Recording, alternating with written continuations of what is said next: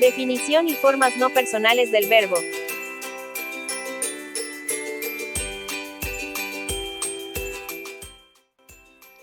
Saludos y bienvenidos a Proyecto Arte, donde cuando aprendemos, crecemos.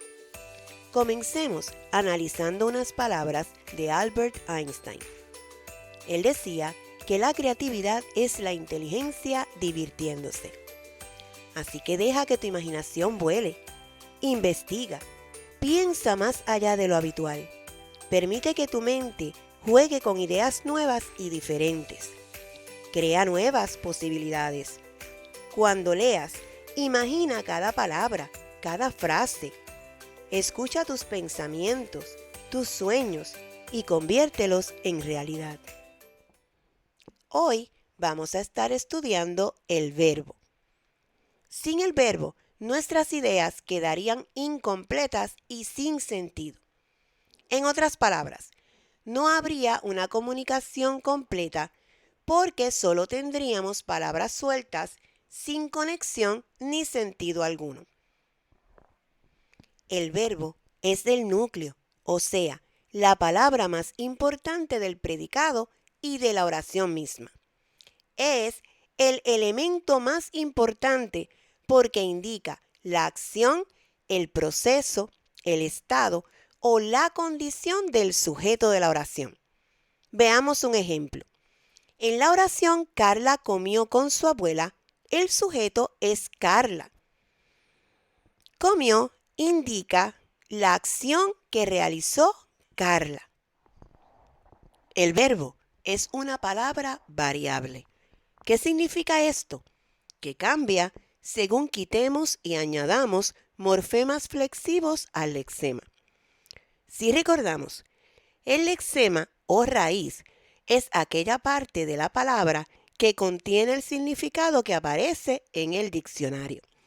Por ejemplo, en el caso del verbo cantar, el lexema es cant y ese lexema no cambia. Lo que hacemos para modificar el significado del verbo es añadir al final morfemas flexivos. Por ejemplo, canto, añadimos o. En cantas, añadimos as. Canta tiene añadido a. Cantamos tiene añadido amos y cantan tiene añadido han. Ahora, ¿qué es un verbo? El verbo es esa palabra variable que puede expresar una acción, o sea, algo que se hace o se realiza, como por ejemplo, Karina bailó con mi primo. Bailó indica lo que hizo o realizó Karina. También puede expresar un estado o circunstancia temporal. Ella se sintió avergonzada.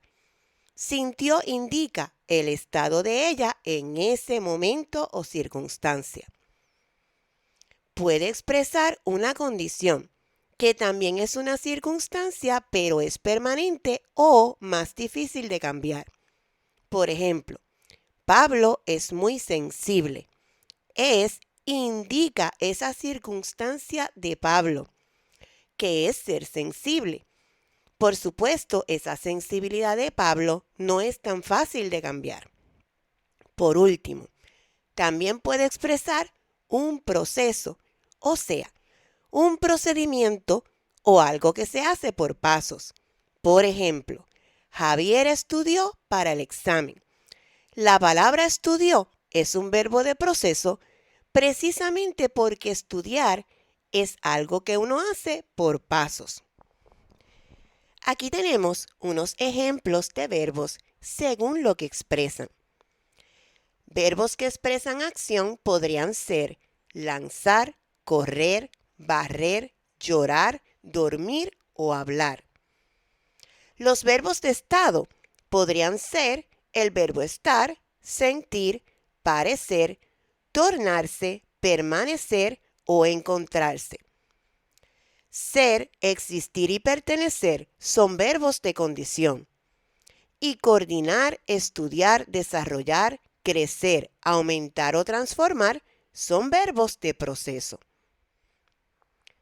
Pasemos a la discusión del ejercicio que hicimos el 24 de septiembre de 2025.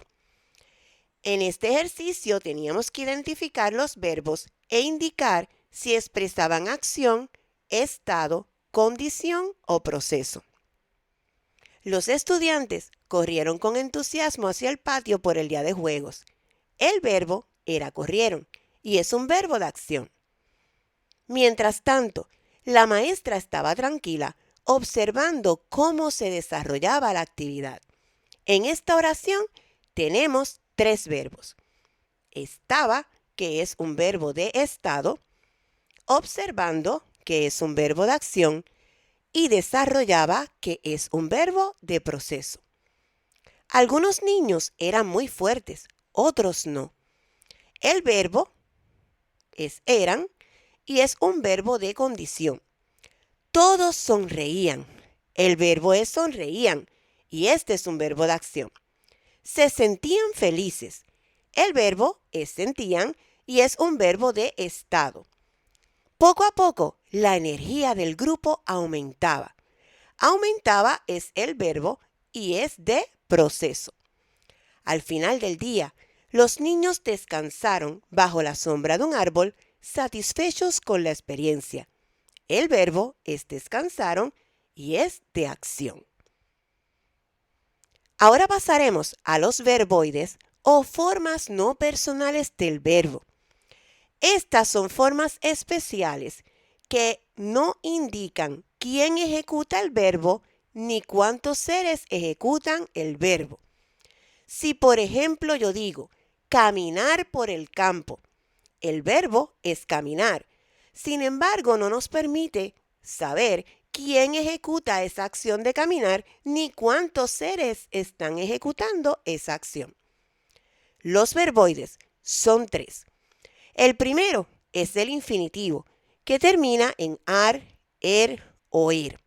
Es el verbo puro, o sea, sin conjugar. Es la forma que aparece en los diccionarios y a veces puede funcionar como sustantivo.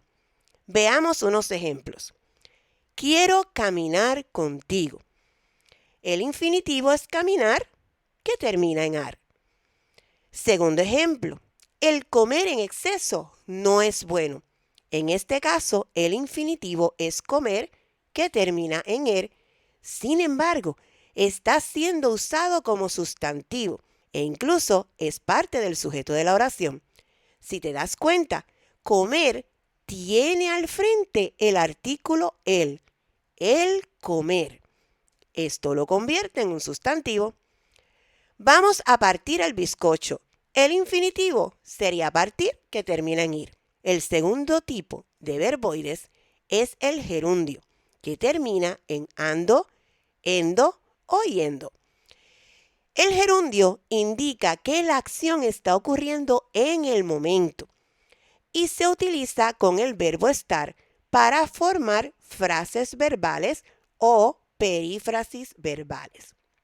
Por ejemplo, estoy cocinando las habichuelas. El gerundio es cocinando, que termina en ando, y está acompañado por el verbo estoy. Segundo ejemplo, estaban leyendo noticias. El gerundio es leyendo, que termina en endo, y está acompañado por el verbo estaban. Estábamos comiendo frutas. El gerundio es comiendo, que termina en yendo, y está acompañado por el verbo estábamos.